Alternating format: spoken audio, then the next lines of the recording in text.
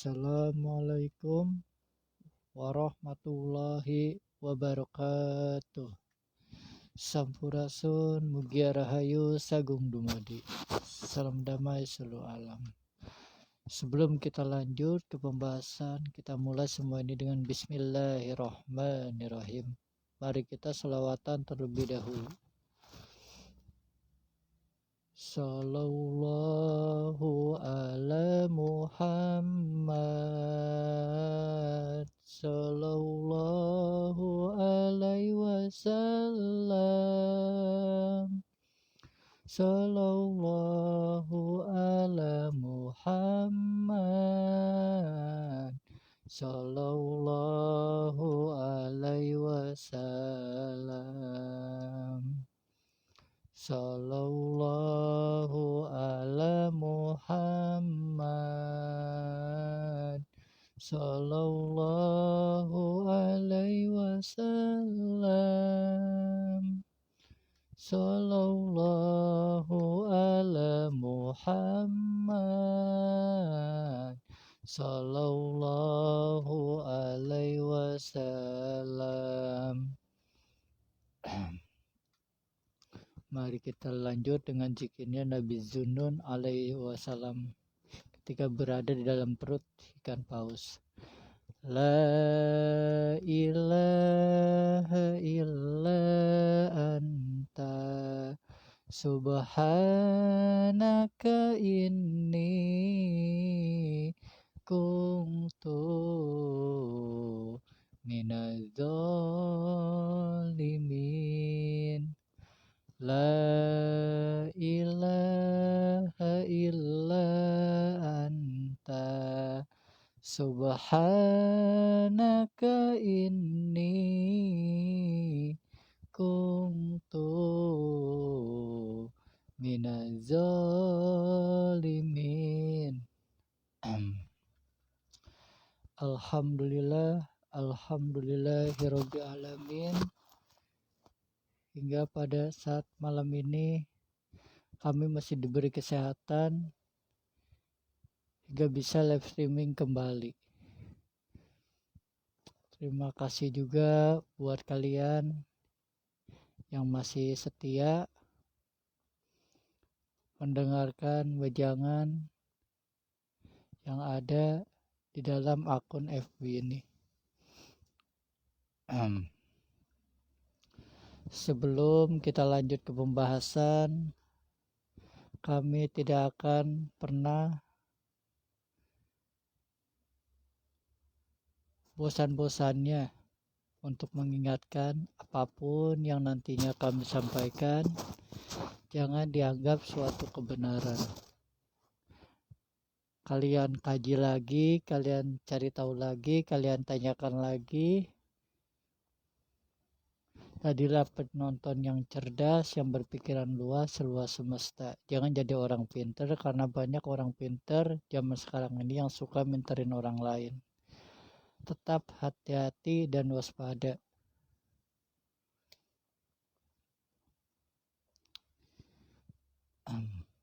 Terima kasih juga buat kalian yang saat ini menonton. Dan terima kasih juga buat kalian yang sudah berkomentar.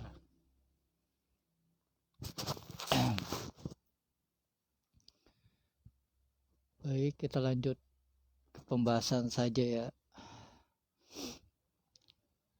Jadi masalah Megatrust dengan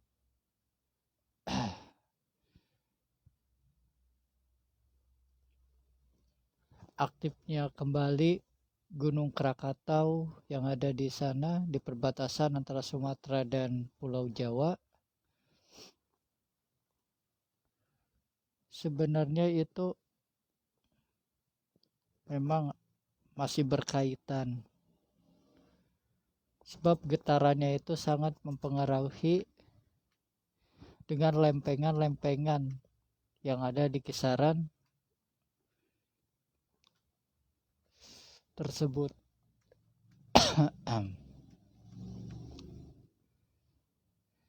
Jadi memang betul Megatrust itu tidak akan lama lagi akan terjadi. Tsunami itu pun tidak akan lama lagi akan terjadi juga. Waktunya memang sudah sangat dekat, tapi tidak tahu kapan terjadinya. Yang jelas sudah sangat dekat, sudah mendekati. Jadi hati-hati buat kalian yang ada di perbatasan antara Sumatera dan Pulau Jawa, Banten dan Lampung. Terutama yang ada di pesisir pantai, berhati-hati. Karena ini sudah mendekati.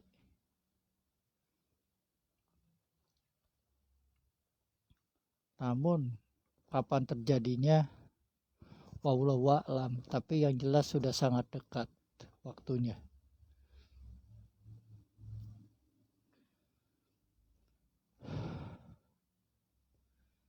Bukan berarti kami menakut-nakuti, enggak. Tapi memang sudah sangat dekat.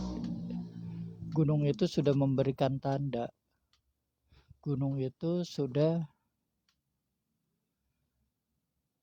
memberikan aba-aba akan terjadinya megatrust tersebut.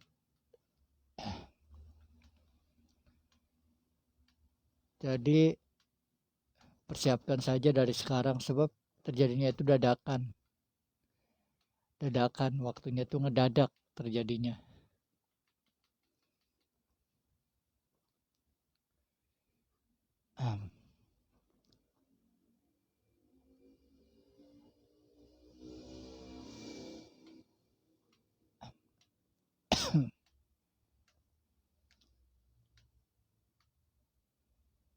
Tapi memang betul sudah sangat dekat waktunya itu.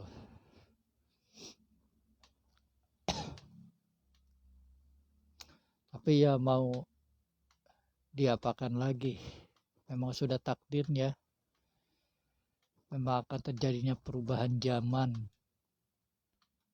menuju peradaban yang jauh lebih baik daripada peradaban yang saat ini, menuju zaman yang lebih baik lagi dibandingkan zaman yang saat ini kita jalani. Karena akan terjadi pergantian peradaban dan pergantian zaman, maka peradaban yang saat ini akan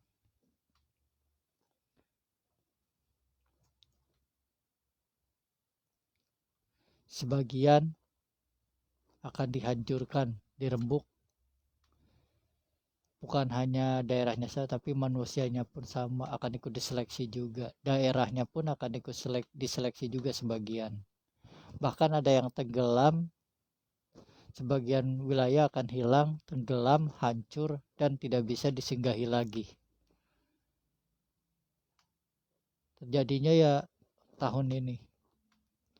Tapi nanti jangan kaget jika itu semua sudah terjadi, akan muncul daratan baru. Jadi daratan yang lama sebagian hilang, tenggelam, atau tidak bisa ditempati lagi, tapi nanti akan muncul ke permukaan daratan-daratan baru. Jadi jangan kaget setelah megatrust ini terjadi akan muncul daratan-daratan yang baru.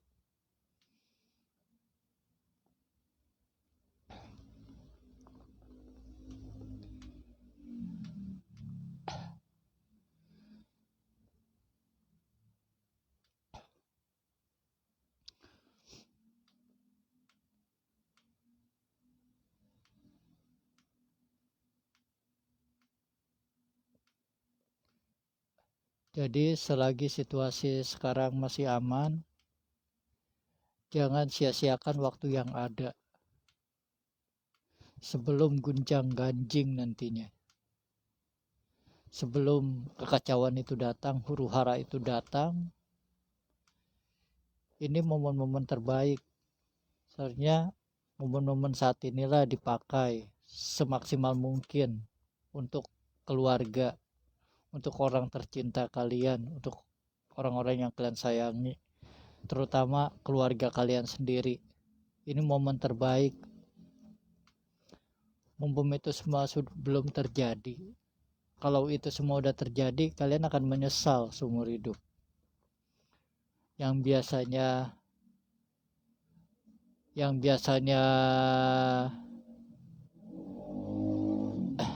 bersama-sama, yang biasanya berkumpul, nanti setelah megatrust itu terjadi, mereka akan berjuang sendiri-sendiri. Bahkan mungkin dalam satu keluarga yang tersisa hanya tinggal satu orang yang dibiarkan hidup. Jadi dalam satu keluarga nantinya tidak semuanya bisa selamat. Mungkin yang tersisanya tinggal 2 atau 1 orang yang akan diselamatkan untuk hidup di peradaban baru nanti. Tidak semua bisa sampai. Di era Ratu Adil nanti hanya 3,5 saja bangsa Nusantara yang tersisa. Yang lainnya habis terseleksi. Sebab daratan pun akan banyak yang hilang dan terbelah. Terbelahnya pun karena lempengan itu pecah, tanah retak, jadi membentuk aliran sungai. Terbelahnya nanti oleh sungai-sungai nyebrang. Kita bakalan nyebrang nantinya kalau mau kemana-mana. Karena banyak aliran sungai akibat pecahan dari lempengan tersebut, sesar itu.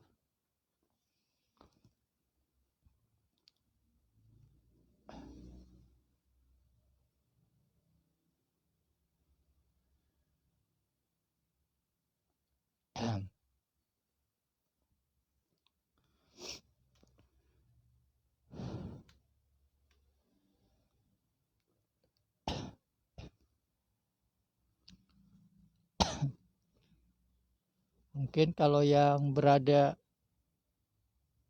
di daerah Jakarta mungkin nanti sebagian daerahnya bakal hilang. Tidak bisa disinggahi lagi. Jakarta itu akan tenggelam sebagian. Hilang untuk selamanya. Hanya tinggal kenangan saja sebagian. Tapi sebagian aja, nggak semuanya kena. Nggak semuanya tenggelam, nggak semuanya hancur. Sebagian bakal hilang daerahnya.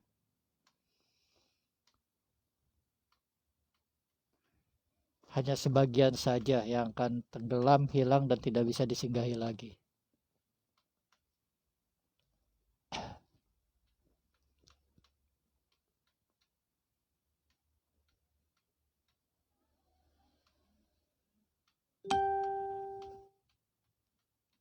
Saya pribadi pun bingung mau bicara apa ya sekarang ini. Bingungnya apa? Karena emang udah dekat gitu. Krakatau aja udah ngasih sinyal nanti setelah Gunung Krakatau akan ada 7 gunung lagi yang erupsi, mungkin ya 7 gunung lagi. Sebab dalam Gawangsi Siliwangi pun disebutkan jika gunung gede nanti meletus akan disusul oleh 7 gunung, ribut seluruh bumi. Nanti jika Gunung Krakatau mungkin bisa jadi Gunung Krakatau meletus, nanti bakal disusul oleh 7 gunung yang erupsi. Tapi wallahu a'lam juga. Tapi jika Gunung Krakatau benar meletus, ya udah tsunami 30 meter sama gempa bumi berskala mungkin bisa sampai 9 komaan kali kena. Jika Gunung Krakatau meletus, lempengannya langsung pecah yang ada di Jawa Barat. Tapi nggak apa-apa.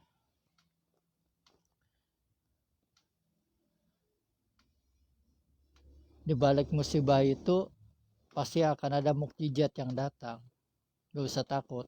Memang bakal hancur-hancuran, tapi gak usah takut.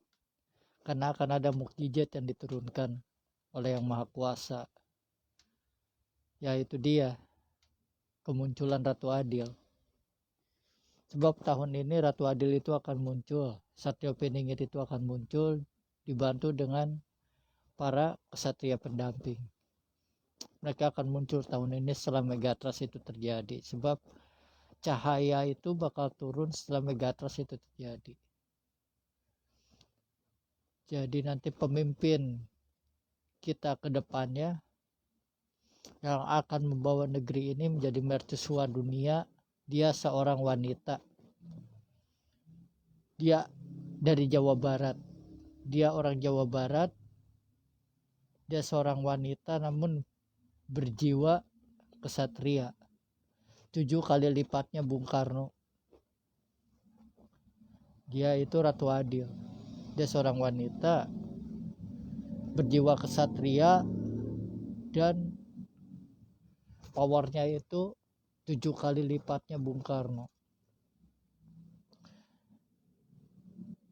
Dia memiliki kemampuan supernatural tingkat dewa. Sebab dia pun titisan dari Dewa Wisnu. Ratu Adil dia dari Jawa Barat, orang Jawa Barat asli. Si Satrio Finingit nanti yang jadi presiden, dia seorang laki-laki. Dia mungkin daerahnya perbatasan antara Jawa Tengah dan Jawa Timur. Nanti presiden pengganti Jokowi laki-laki dia. Seorang laki-laki nanti. Nanti dia akan memimpin di ibu kota baru di Kalimantan. Nanti dia akan memimpin presiden. Sebab karena Jakarta ini emang akan hancur, akan tenggelam sebagian oleh megatrust ini. Ini Krakatau udah ngasih tanda soalnya. Berarti tanda kemunculannya sudah sangat dekat. Udah nggak bisa dipungkiri lagi. Memang tahun ini terjadinya. Sebab tahun kembar 222 yang ada dalam naskah Jangkau Joyoboyo, tanda kemunculan Satrio Finingit dan Ratu Adil. Tahun ini awal mula kemunculannya, namun tidak akan langsung dikenal. Ada trap-trapannya. Ada tahapan-tahapan tertentu supaya orang-orang bisa mengenal dia.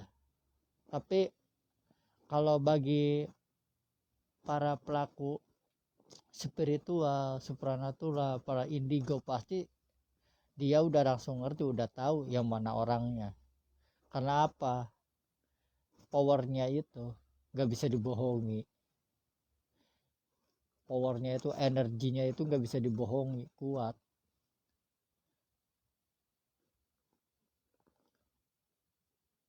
Para spiritual kejawen pun sudah banyak yang berbicara masalah kemunculannya. Memang tahun ini munculnya. Berarti tandanya kita saat ini sudah ada di akhir zaman. Sebab Satrio Finingit, Ratu Adil, Budak Angon munculnya hanya di akhir zaman saja. Tambah lagi tahun ini kita akan mengalami yang namanya hujan meteor, hujan asteroid tahun ini.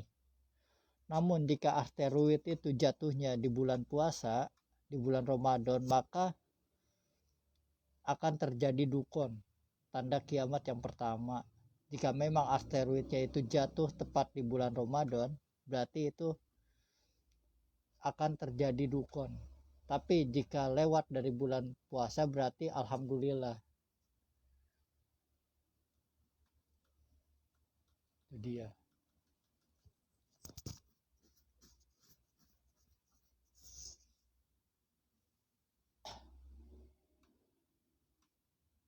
Terima kasih buat kalian yang sudah berkomentar, Rampes juga.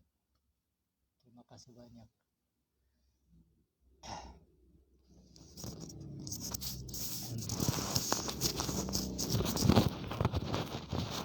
Karena tahun ini kita akan melihat akan kedatangan tamu dari luar angkasa, yaitu bukan meteor ya, boleh dibilang asteroid ini. Soalnya besar sih masalahnya. Daya ledaknya aja, jika besarnya 2 km, daya ledaknya setara dengan bom yang terjadi di Hiroshima dan Nagasaki. Setara dengan bom atom yang pernah meledak di Hiroshima dan Nagasaki. Jika besarnya sampai 2 km, daya ledaknya seperti bom atom yang pernah terjadi di sana. Tapi jika jatuhnya di bulan Ramadan, maka sudah jelas akan terjadi dukun. Tapi jika di luar bulan Ramadan berarti alhamdulillah kita masih diberi kesempatan.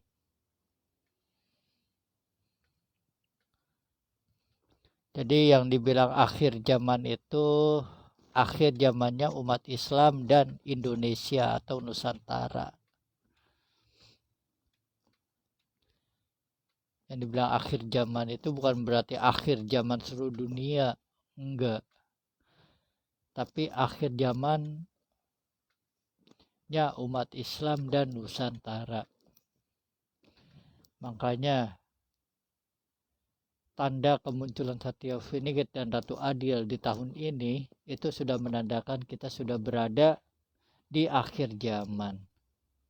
Imam Al-Mahdi pun sudah ada, cuman dia adanya di Timur Tengah, bukan di Indonesia. Imam Mahdi itu orang Arab, bukan orang Indonesia. Jadi jika ada orang Indonesia yang ngaku-ngaku Imam Mahdi, anggap aja orang gila, orang stres, gak waras. Karena dalam Al-Quran pun sudah jelas, dan Al-Quran dan hadis pun sudah dijelaskan bahwa Imam Al-Mahdi itu adanya di Arab, dari bangsa Arab, bukan dari bangsa Nusantara, Malaysia, bukan. Jadi jika ada yang ngaku-ngaku saya Imam Mahdi orang Indonesia seperti itu, anggap aja orang gila, orang stres. Jangan didengar. Kita kembali saja kepada Al-Quran dan hadis.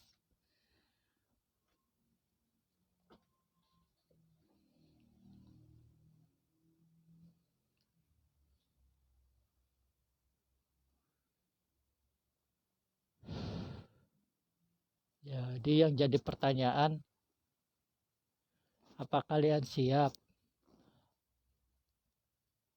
di tahun ini masuk ke peradaban baru? Apa kalian siap menghadapi zaman yang baru, peradaban yang baru? Bukan seperti peradaban yang saat ini, zaman yang saat ini kita jalani.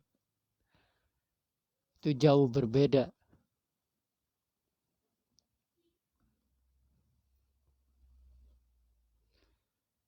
Jadi pesan kami, jika kalian selamat dari megatrust dan tsunami itu,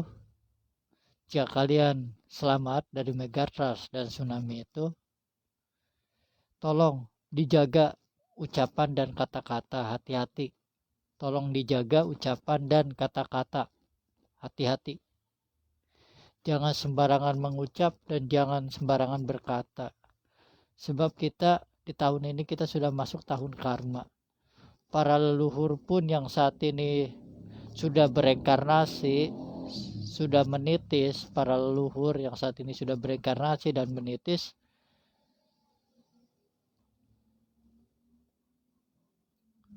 mereka pun akan berbaur dengan kalian nantinya. Mereka pun kembali akan untuk menebus karma mereka di masa lalu yang belum selesai. Para leluhur kalian akan turun nanti setelah Megatrust itu. Mereka hanya menebus karma doang. Jika dulunya mereka punya karma masalah percintaannya akan ditebus sampai percintaannya itu selesai. Kalau misalnya dia karmanya itu belum selesai dari masalah peperangan, mereka akan menebusnya sampai terjadi peperangan itu. Mungkin perang Armageddon dan Malhama Al-Kubro, tapi rasanya perang Malhama Al-Kubro nanti. Penebusan karma. Setelah karma itu ditebus, mereka pun akan mati. Karena mereka kembali untuk membayar karma mereka di masa lalu aja. Kalau mereka dulunya punya karma yang belum selesai, punya cita-cita, ibaratnya cita-cita mereka dulu ingin membuat negeri ini menjadi mercusuar dunia. Ketika negeri ini sudah menjadi mercusuar dunia, mereka akan meninggal. Berarti selesai tugasnya. Jika cita-cita mereka ingin mengembalikan kejayaan kerajaannya terdahulu, misalnya kerajaan Majapahit, kerajaan Pajajaran, kerajaan Mataram, seperti itu. Jika tugasnya selesai, kejayaan itu terjadi, ya udah, mereka pun meninggal sesuai cita-citanya aja.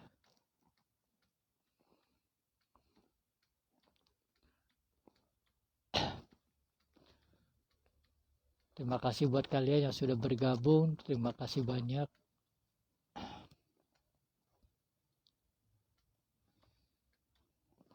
Tapi Allah wa'lam juga ya. Tapi kami sih diberi gambaran atau pandangan tentang situasi setelah Megatrust itu terjadi. Ya banyak sekali yang hancur sih ya emang. Jalan-jalan banyak yang retak, kebelah di Jawa Barat, Jakarta. Gedung-gedung runtuh. Jalan-jalannya banyak yang retak dan terbelah. Banyak orang-orang yang tertimpa reruntuhan. Banyak sekali yang ketimpa reruntuhan. Bahkan ada yang mati ambles, tanahnya itu sampai ambles ke bawah, ambles gitu tanahnya tuh. Gimana sih ambles, kayak yang terjadi di Maluku ketika gempa Maluku, kayak gitulah, ambles. Banyak yang ketimbun tanah, ambles. Yang jelas emang hancur, tapi emang benar juga, pas juga ibu kota dipindah, memang bagus. Saya pribadi setuju, karena untuk mengurangi korban jiwa, untuk mengurangi korban. Sebab jika tidak dipindah, Pulau Jawa Barat ini emang udah penuh, banyak sekali ininya, sudah banyak sekali penghuninya. Makanya emang betul sekali ada pemindahan ibu kota baru itu, memang bagus itu penanggulangan untuk mengurangi jumlah korban jiwa. Karena tahu sendiri Jakarta itu sudah tidak aman lagi, akan tenggelam, tidak akan lama lagi akan habis tenggelam sebagian daerahnya. Bukan berarti nakut-nakutin, tapi memang sudah jelas. BMKG pun sudah sering memperingatkan akan terjadinya, tanahnya pun sudah turun. Memang udah deket, waktunya udah deket. Tapi ya mau gimana lagi, udah takdirnya kayak begitu. Yang namanya takdir ya udah gak bisa diapa-apakan lagi, semua sudah tertulis, sudah ada catatannya di atas sana. Jadi udah gimana lagi ya, udah gak bisa diganggu gugat. Memang sudah seharusnya seperti itu. Dalam ramalan Jongko Joyoboyo pun sudah ditulis. Legendanya aja, legenda Nusantara aja munculnya tahun ini. Berarti ya sudah jelas, goro-goro kacauan dan huru hara akan dimulainya terjadinya tahun ini dan seterusnya. Puncaknya tahun 2025 itu udah puncaknya. Ya jelas lah, korban jiwanya pun pasti banyak. Makanya selagi situasi masih aman, jangan disia-siain. Perbanyaklah, perbanyak berdoa, perbanyak bekal buat nanti pulang. Soalnya ini bisa jadi serentak, bisa jadi mungkin kematiannya itu, jika itu terjadi, bisa serentak.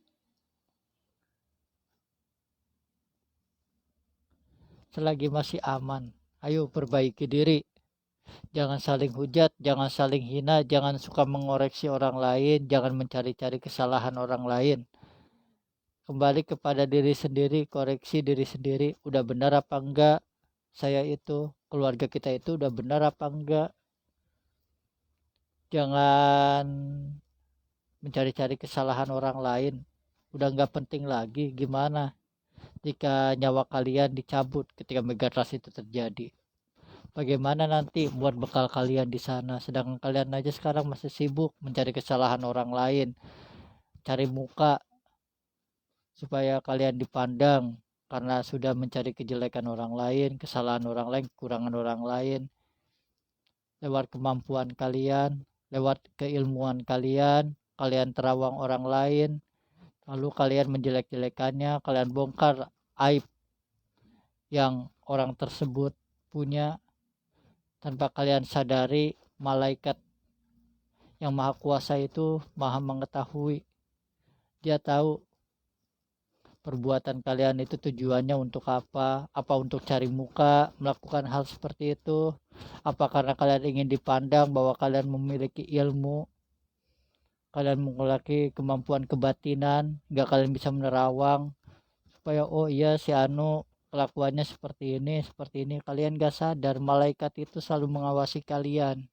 dia itu langsung mencatat segala perbuatan kalian, apa yang kalian ucapkan, apakah yang kalian dengar, apa yang kalian katakan, tujuannya untuk apa, semua itu udah dicatat.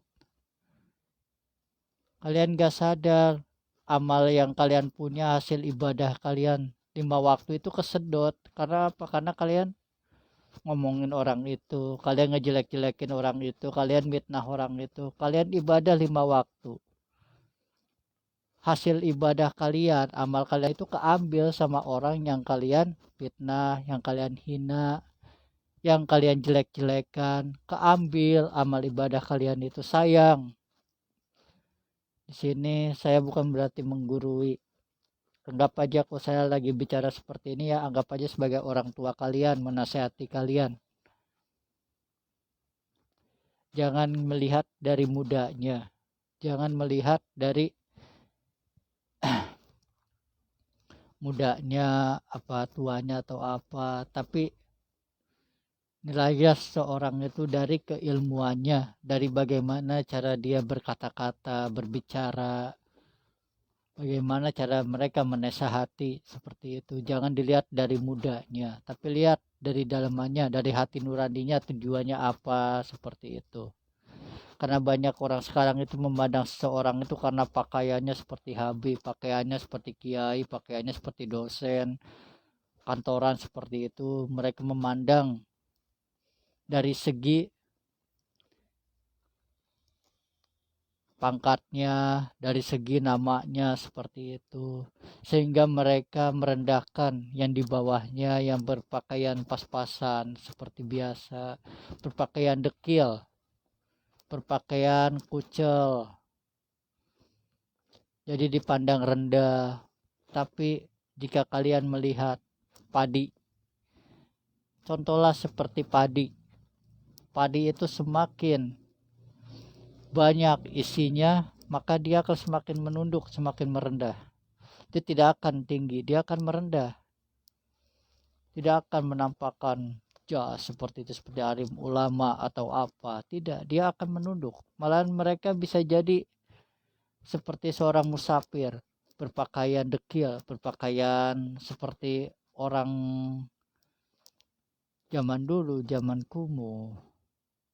Karena mereka tahu semakin orang itu ilmunya semakin tinggi, maka mereka akan semakin merendah seperti padi. Karena zaman sekarang itu kebanyakan semakin ilmunya tinggi, semakin ingin dipandang oleh orang banyak, oleh orang lain, sehingga dia ingin mendapatkan gelar. Karena suatu keilmuannya, dia ingin sekali mendapatkan suatu gelar. Ilmu gua tinggi misalkan, nah saya ingin diberi gelar sebagai ulama, wah sebagai kiai, habib, ustadz, seperti itu.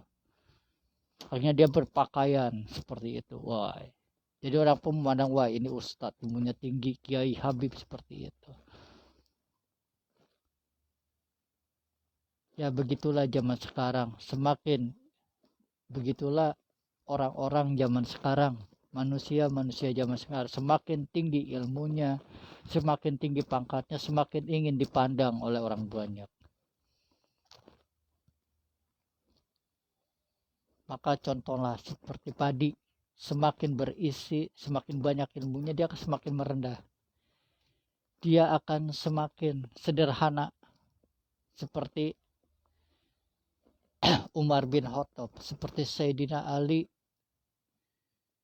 seperti sahabat-sahabat Rasulullah. Walaupun ilmunya tinggi, tapi dia merendah. Dia berpakaian ala kadarnya seperti biasa. Tidak ingin dipandang seperti orang-orang zaman sekarang ini, tidak. Dia semakin merendah. Karena dia tahu ilmu itu ibarat kosong, angka 0. Jadi semakin banyak ilmunya, dia merasa kosong aja terus. Jadi tidak merasa memiliki ilmu apapun, biasa aja, kosong aja. Terasa hampa, semakin banyak ilmunya semakin terasa hampa. Seperti maka contohlah sahabat-sahabat Rasulullah SAW. Maaf sebelumnya, di sini kami tidak ada maksud untuk menggurui, tidak ada maksud untuk merasa so hebat, so pintar, so dikjaya seperti itu, tidak. Di sini kita anggap aja sedang sharing, berbagi informasi, menjalin tali silaturahmi dan persahabatan. Di sini kita tidak cari musuh. Sebab yang namanya musuh tidak usah dicari pun pasti akan datang sendiri. Yang namanya musuh itu tidak usah kalian cari, pasti datang musuh itu. Datangnya dari mana ya? Terkadang musuh itu datang dari di sekeliling kita. Tidak usah jauh-jauh, musuh itu akan datang sendiri. Tidak usah kalian cari-cari juga, bakal datang sendiri. Entah dari lingkungan, terutama yang skala pendek aja, dari lingkungan aja. Misalkan dia tidak suka, dia memiliki sifat iri, dengki, pasti dia akan menggunakan berbagai cara untuk menjatuhkan nama baik kita. Dengan cara apa? Dengan cara apa saja supaya kita itu terlihat jelek di mata orang lain. Kita jadi terlihat dipandang tidak baik di mata orang lain. Tapi apa yang dia katakan belum tentu itu benar. Apa yang dia katakan belum tentu itu sesuai dengan fakta yang ada, kenyataan yang ada. Bisa jadi dia melebih-lebihkan suatu perkataan. Jadi alangkah baiknya di zaman sekarang ini, jika kalian mendengar kabar, informasi apapun, alangkah baiknya kalian tanyakan langsung kepada yang bersangkutan.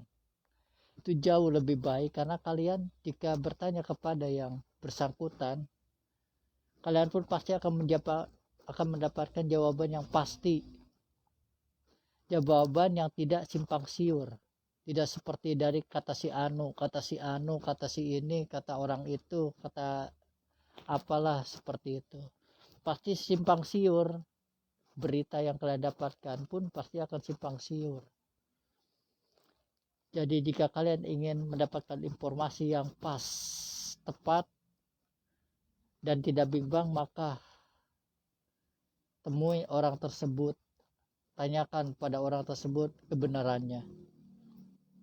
Disitulah kalian akan mendapatkan jawaban yang pasti, benar-benar jawaban yang tidak akan pernah bimbang. Karena kebanyakan zaman sekarang mereka hanya mendengarkan itu semua dari orang lain, dari mulut ke mulut, tapi mereka tidak mendapatkan informasi itu dari orangnya langsung. Coba tanyakan, mulai sekarang tanyakan langsung kepada orangnya, benar apa tidak, ini apa tidak. Takutnya kalian salah bertanya, takutnya kalian bertanya kepada orang yang tidak suka kepada orang tersebut. Kita tidak tahu yang namanya hati orang itu, di depan baik belum tentu di belakang. Seperti itu. Kita tidak tahu, mungkin di depan kita dia bersikap baik, berkata lemah lembut, tutur katanya baik, tapi kita tidak tahu hatinya. Kita tidak tahu di belakangnya dia tuh memiliki rencana apa kepada kita. Karena di sejak tahun kemarin, di penghujung tahun kemarin, setelah Gunung Semeru itu meletus, disitulah pasukan Dajjal sudah mulai turun ke bumi. Pasukan Dajjal, pasukan iblis sudah mulai merasuki tubuh-tubuh seseorang. Hingga sampai sekarang terjadi yang namanya perang kata-kata. Saling serang seperti itu. Saya pribadi pun tidak luput dari pengaruh tersebut. Saya pribadi mengakui saya pribadi terkena pengaruh dari dark worker, dari pasukan Dajjal dan iblis. Saat ini saya pribadi pun sedang dalam pengaruh mereka. Saya sendiri tidak bisa mengendalikan emosi, tapi alhamdulillah masih ingat gitu sama yang maha kuasa. Itu dia kuncinya ya, satu, ingat ketika kita sedang marah, ketika kita tidak bisa mengendalikan diri kita, emosional kita, ingatlah kepada yang maha kuasa, ingatlah kepada sang pencipta. Disitulah kita akan tersadar bahwa apa yang kita perbuat itu salah, apa yang kita pikirkan itu akan mengakibatkan merugikan orang lain, akan berakibat fatal kepada diri sendiri juga. Boleh dibilang senjata makan tuan, seperti itu.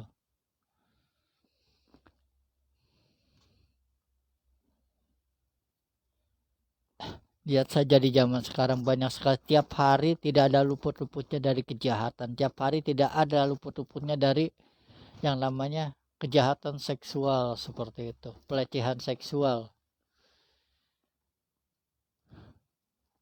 Banyak sekali informasi di berita-berita tentang masalah, bahkan guru ngaji pun, para ustadz, kiai ustadz ya kayaknya ya, para pemimpin ponpes pun terlibat dalam itu semua. Yaitu dia, karena sekarang itu sebab kita akan memasuki era Satyofiningit, era Ratu Adil, maka segala angkara murka kejahatan itu akan terbongkar satu persatu. Bumi pertiwi akan dibersihkan dari orang-orang tersebut. Makanya banyak yang terbongkar itu karena memang ini sudah tanda kemunculannya. Semua memang sudah dipersiapkan, alam pun mempersiapkan akan kepemimpinannya. Makanya sekarang sudah mulai pembersihan, seleksi alam. Yang sekiranya gak layak dipertahankan ya dihancurkan, dibinasakan. Bukan hanya daerahnya saja, tapi manusianya pun akan ikut diseleksi yang tidak layak. Kejahatan-kejahatan akan banyak kebongkar, karena memang di era Ratu Adil semuanya harus benar-benar bersih. Bumi pertiwi harus murni, dari 0 ke 1 lagi, harus benar-benar pemurnian, seleksi, pembersihan benar-benar. Jadi sayang sekali jika kita sampai terseleksi. Sayang sekali jika kita tidak menyaksikan Indonesia ini menjadi mercusuar dunia. Itu kita sayang sekali, soalnya waktunya udah dekat banget. Paling tidak meskipun kita tidak sampai pada era mercusuar dunia, paling tidak kita bisa menikmati yang namanya peradaban baru, zaman baru. Meskipun kita tidak bisa sampai pada era mercusuar, tapi paling tidak kita sudah bisa memasuki peradaban baru, zaman baru. Kita bisa bertemu yang namanya Satyofiningit, yang namanya Ratu Adil. Kita bisa melihat, oh ini wajahnya Satyofiningit, oh ini wajahnya Ratu Adil. Jadi ini pemimpin dunia nantinya dari Nusantara, seperti itu. Paling tidak kita udah sempat melihat wajahnya, bentuknya, oh inilah sang legenda Nusantara. Inilah sang legenda, sang Ratu Adil yang diceritakan dalam naskah Uga Wangsi Siliwangi dan Jangko Joyoboyo. Oh ini orangnya ternyata. sayang banget, soalnya udah dekat, waktunya itu udah deket. Sayang kalau kita sampai terseleksi karena kelakuan kita sendiri yang tidak ingin merubah. Sebab yang mampu merubah diri kita ya diri kita sendiri. Orang lain hanya bisa memberi saran saja, hanya bisa menunjukkan saja, mengarahkan saja, tapi yang kembali kepada diri kita, mau berubah apa enggak, masih egois apa enggak, keras kepala apa enggak, yaitu dia tergantung kembali lagi pada diri kita, seperti itu.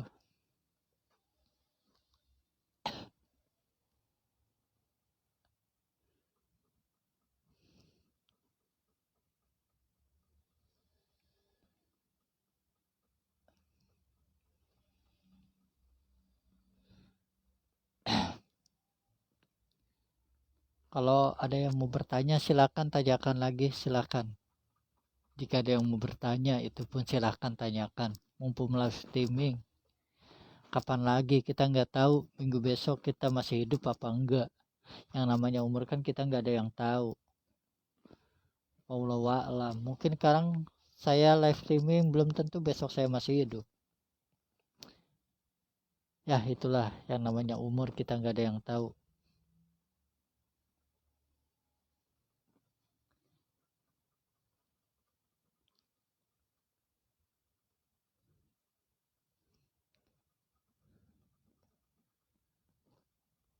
Allahumma sholli ala Muhammad.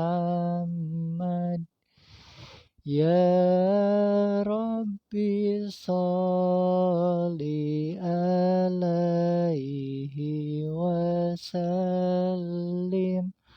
Allahumma sholli ala Muhammad.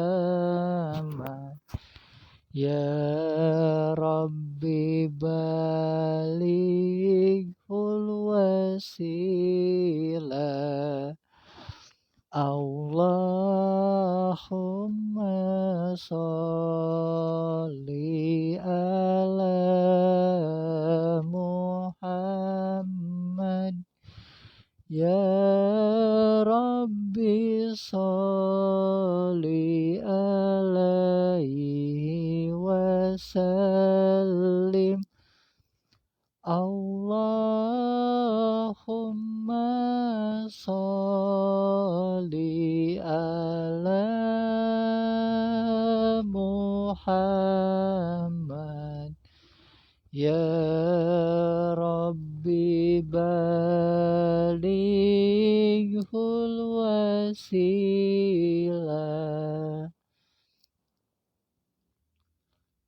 Allahumma sholli ala Muhammad.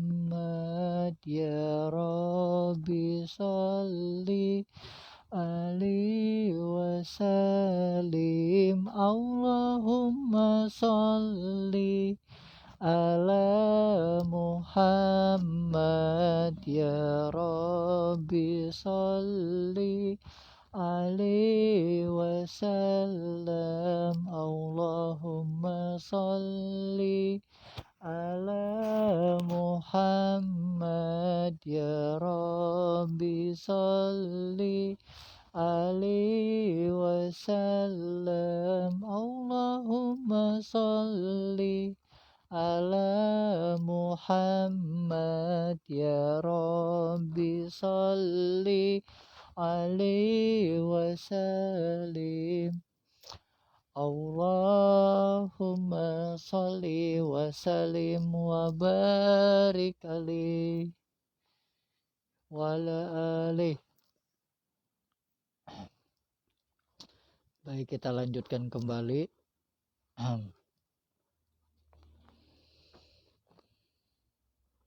Jika kalian memang merasa berilmu, jika kalian memang merasa memiliki ilmu yang lebih dari orang-orang biasa, memiliki ilmu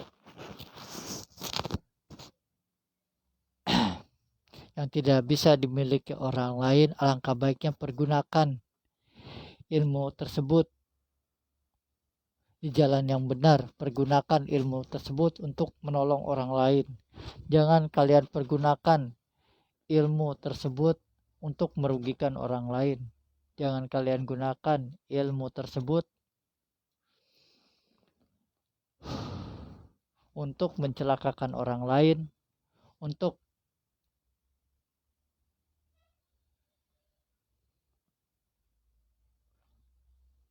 mengarahkan ke hal yang negatif. Gunakanlah ilmu itu semaksimal mungkin supaya berguna untuk orang banyak. Jangan kalian gunakan ilmu tersebut untuk kepentingan pribadi kalian. Jangan kalian gunakan ilmu tersebut untuk mencari nama baik, untuk supaya dipandang oleh orang banyak, untuk supaya mendapatkan pangkat, untuk supaya orang lain percaya, menganggap bahwa kalian memiliki ilmu linui, adigung adiguna. Sebab jika sifat tersebut masih kalian tanam di dalam diri kalian, maka ilmu tersebut akan bukan semakin tajam, malah akan semakin tumpul. Jika niat kalian untuk hal seperti itu, maka ilmu kalian akan tumpul. Ilmu kalian lambat laut akan redup, tidak akan tajam lagi seperti awal kalian mendapatkannya. Akan semakin rapuh, bahkan ilmu tersebut akan menyerang diri kalian, akan menyerang keluarga kalian, dengan senjata makan tuan. Sebab karena ini kita akan memasuki, karena kita sudah memasuki yang namanya tahun karma. Karma baik dibayar baik, karma buruk akan menerima malapetaka dan ajab dari Yang Maha Kuasa. Maka berhati-hatilah dalam menggunakan ilmu. Berhati-hatilah jika kalian berilmu. Jangan sembarangan dipergunakan. Takutnya karma tersebut, ilmu tersebut akan menyerang diri kalian dan kehidupan kalian, keluarga kalian, bahkan orang yang ada di sekeliling kalian pun akan ikut terkena imbasnya. Akibat perbuatan kalian, akibat kesombongan kalian, akibat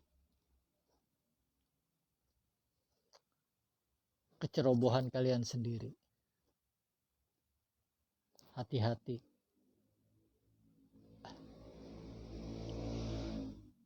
Jangan pernah bermain-main dengan karma. Jangan pernah kalian mempermainkan yang namanya karma. Hukum karma itu berlaku di akhir zaman ini. Apalagi para leluhur kalian sudah turun, namun belum waktunya mereka bertugas. Para leluhur kalian saat ini sudah turun, sudah menjelma menjadi manusia seperti kalian. Hati-hati dalam berbicara, hati-hati dalam berkata-kata. Sebab mereka tahu tanpa kalian, walaupun kalian menyebut berkata-kata tidak baik di dalam hati, mereka pun akan tahu. Sebab ajining rasa, ajining batin, ajining puasa. Ilmu rasanya itu kuat sekali, ilmu batinnya itu luar biasa. Dia bisa mengetahui, dia bisa merasakan. Panca inderanya pun sangat tajam.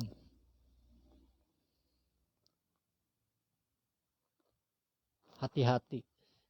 Walaupun kalian ada di mana, dia pun akan bisa merasakan.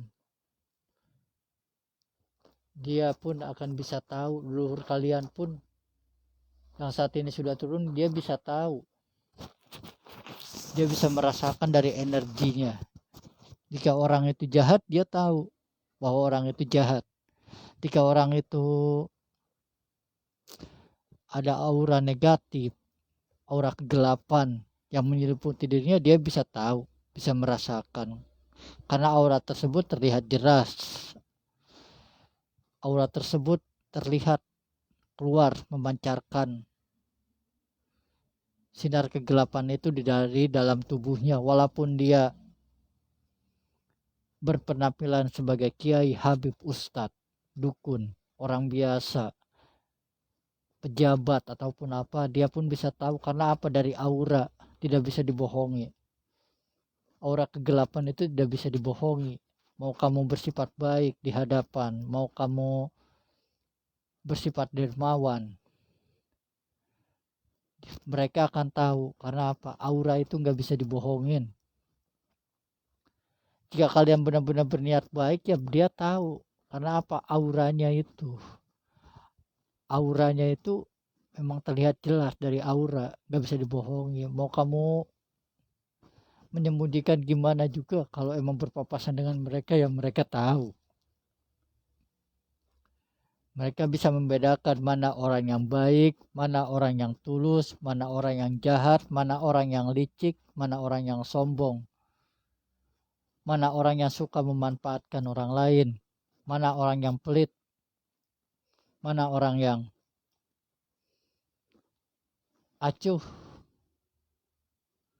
mana orang yang zolim, mana orang yang suka ingkar janji. Mereka tahu,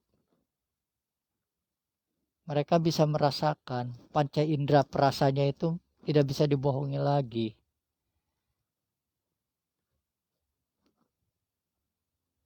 Karena emang itu kemampuannya yang sudah diturunkan dari Yang Maha Kuasa.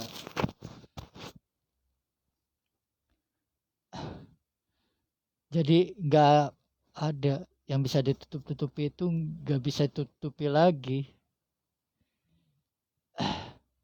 Karena para leluhur pun yang saat ini sudah turun, mereka bisa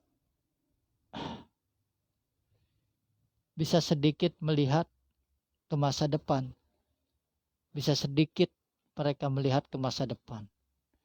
Bahkan dalam memandang seseorang, melihat seseorang pun dia bisa tahu kedepannya nih orang bakal gimana. Kehidupan dia bakal bagaimana, sifat dia berubah atau tidaknya. Bahkan yang lebih dalam dari itu pun mereka mengerti. Karena itu anugerah, karena itu keilmuan yang memang dibawa dari masa lampau untuk kehidupan yang akan datang. Ya kehidupan yang akan datang, ya kehidupan di zaman kita saat ini. Seperti itu. Karena untuk menyeimbangkan, kemampuannya itu digunakan untuk menyeimbangkan antara hak dan yang batil, antara yang jahat dan yang baik, supaya seimbang. Mengurangi bagaimana caranya supaya negeri ini itu mari palo jinawi. Gimana caranya supaya negeri kita ini tidak terpecah belah, tidak mudah diprovokasi.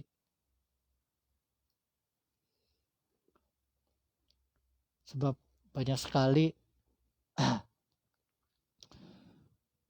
manusia-manusia yang hidup di zaman ini merasa dirinya pintar, tapi mudah dibodoh-bodohi. Merasa dirinya hebat, pangkatnya tinggi, tapi masih bisa ditipu. Itu dia. Itu dia kekurangannya orang manusia zaman sekarang ini. Merasa pangkatnya tinggi, keilmuannya tinggi, sekolahnya tinggi, tapi mudah ditipu, mudah terprovokasi, mudah sekali dihianati. Mudah mendengar informasi-informasi apapun, mereka langsung tanggap, langsung percaya, gini gitu. Banyak sekali. Banyak sekali. Mudah sekali dibodoh-bodohi manusia zaman sekarang ini. Itu dia kenapa para leluhur itu turun, supaya kalian itu memiliki pemikiran yang luas, tidak mandek. Itu dia.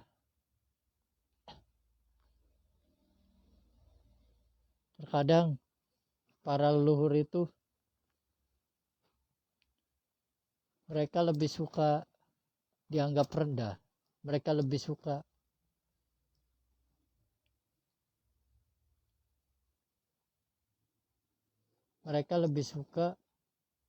melihat, lebih suka menonton, lebih suka menyimak.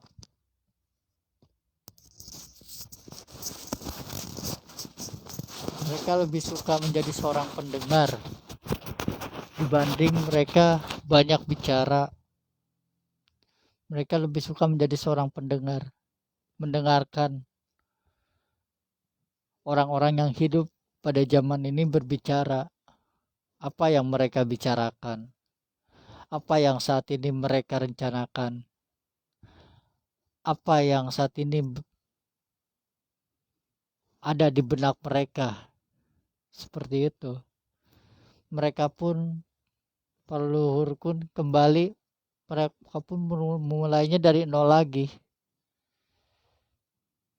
Mereka turun pun tidak langsung bus, tidak bisa. Mereka pun harus memulainya dari nol lagi, mengulang lagi, harus belajar lagi mereka pun. Belajar apa? Belajar menyesuaikan diri dengan manusia-manusia yang ada di zaman ini. Di kehidupan yang saat ini mereka harus bisa menyesuaikan diri.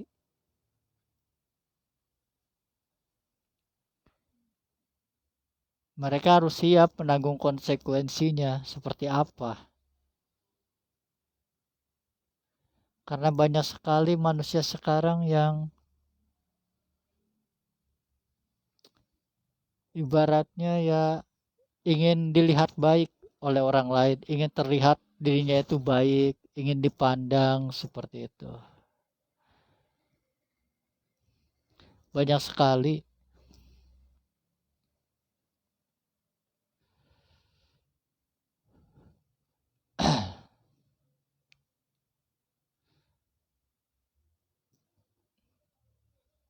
Sekali lagi saya ingatkan, kalau saya lagi bicara seperti ini,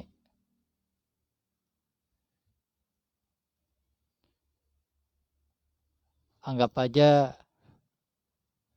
kita lagi sharing aja ya, anggap aja kita lagi ngobrol seperti apalah, anggap aja ya. Anggap aja lah orang lain lah, anggap aja nggak pernah kenal lah kalau lagi ngobrol kayak gini ya. Anggap aja kita nggak saling kenal, anggap aja kita orang lain baru kenal, seperti itu.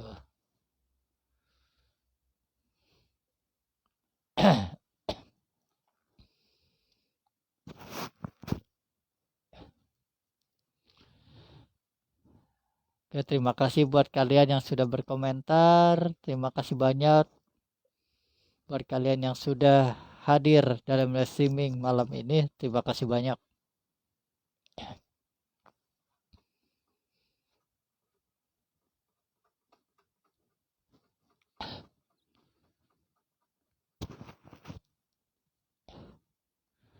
La ilaha illa anta subhanaka inni kuntu minaz zalimin. La ilaha illa anta subhanaka inni kuntu minaz zalimin. La ilaha illa anta subhanaka inni kuntu minaz zalimin.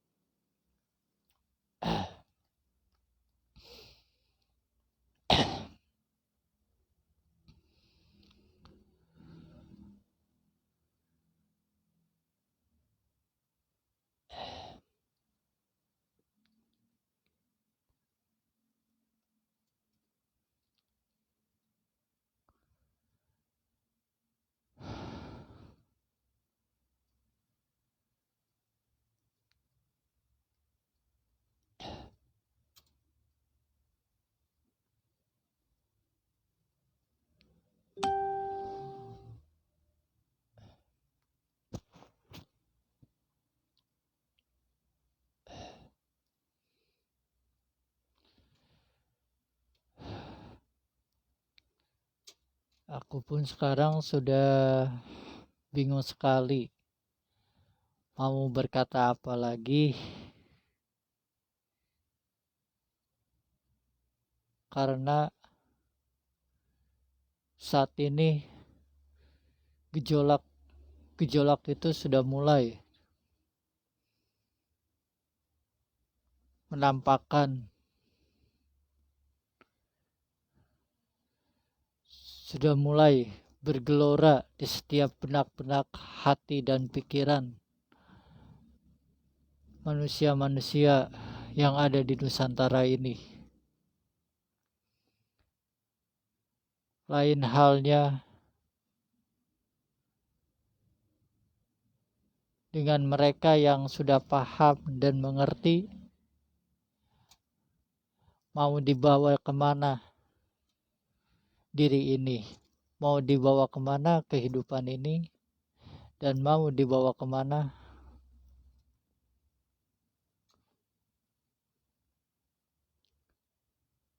apa yang saat ini sudah kita jalani dan apa yang saat ini sudah kita dapatkan.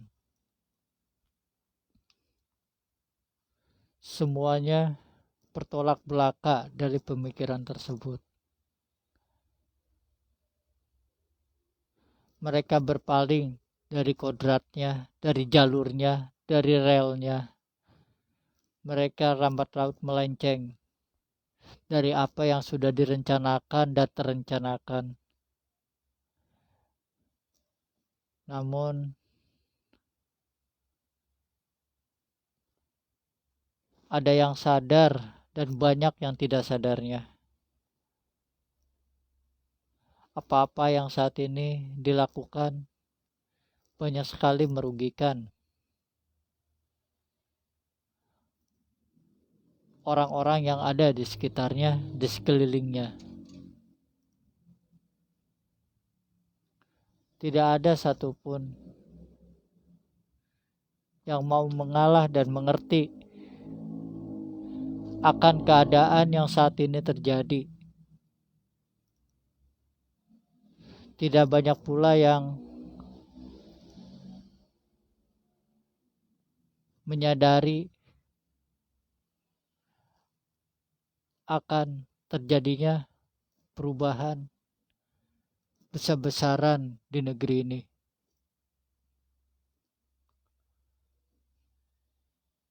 Mereka lupa mereka hidup di dunia ini hanya sementara aja.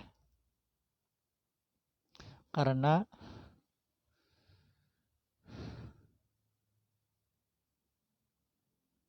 mereka sibuk dengan apa yang mereka cari. Mereka sibuk dengan aktivitas mereka sendiri. Mereka tidak sadar bahwa zaman sudah berganti.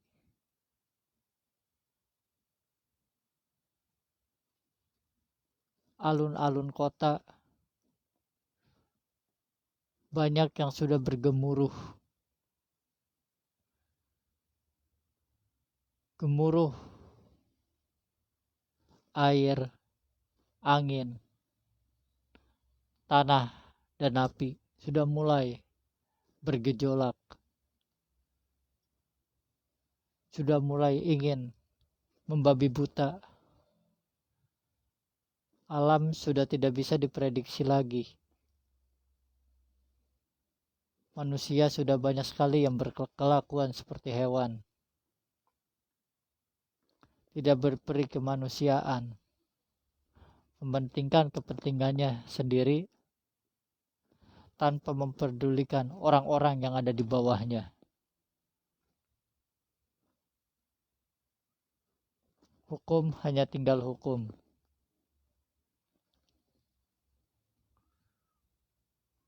Hukum seperti permainan. Mereka banyak sekali yang bermain-main dengan hukum. Hukum buatan manusia seperti tiada artinya. Maka jika hukum buatan manusia sudah dipermainkan, sudah tidak berarti lagi bagi mereka kaum yang menengah ke bawah. Maka hukum alam inilah yang akan terjadi. Maka alam itulah yang akan membuat hukum itu. Maka jika alam sudah menghukum, beginilah jadinya. Banyak sekali kejadian-kejadian yang di luar nalar.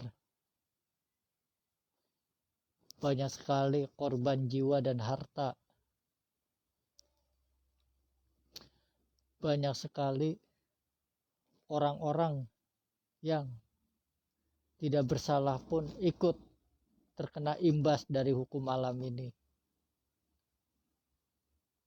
Ratu sejati alam sejagat.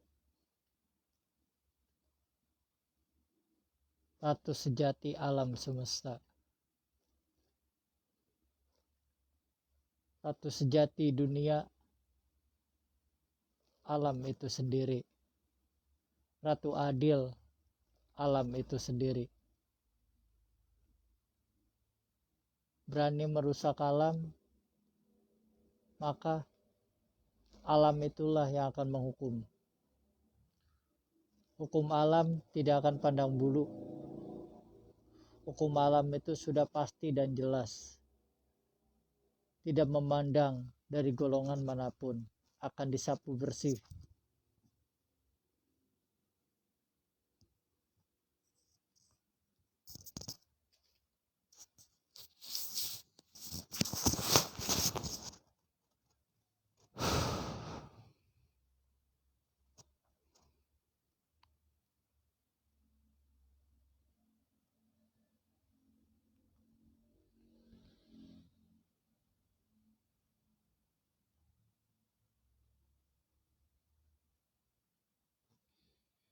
Bismillahirrahmanirrahim. La haula wala quwwata illa billahil aliyil azim. Allahu akbar. Bismillahirrahmanirrahim. La haula wala quwwata illa billahil aliyil azim. Allahu akbar. Bismillahirrahmanirrahim. La haula wala quwwata illa billahil aliyil azim. Allahu akbar. Kun fayakun.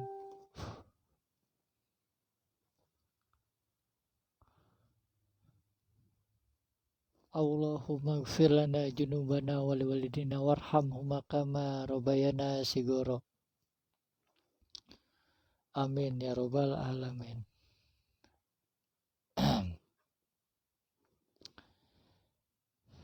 Jika tidak ada lagi yang dipertanyakan, maka live streaming malam ini akan kami tutup. Sekali lagi mohon maaf jika ada tutur kata yang salah. Mohon dimaafkan yang sebesar-besarnya, karena kami pun manusia, pasti banyak salahnya. Sekali lagi apapun yang kami sampaikan tadi jangan dianggap suatu kebenaran. Buang yang negatifnya dan ambil yang positifnya. Di sini kita sedang sharing, di sini kita menjadi tali persaudaraan. Oke, cukup sekian yang bisa kami sampaikan. Selebihnya mohon dimaafkan. Assalamualaikum warahmatullahi wabarakatuh. Sampurasun, mugia rahayu sagung dumadi, salam damai seluruh alam. Hidup NKRI, hidup Pajajaran atau Islam, hidup Khalifah dan Khilafah Islamiyah, Indonesia mercusuar dunia. Takbir, Allahu Akbar. Takbir, Allahu Akbar. Takbir, Allahu Akbar. Salam Pajajaran Anyar, salam dariku Raden Arya Siwariwismu, like worker. See you, bye.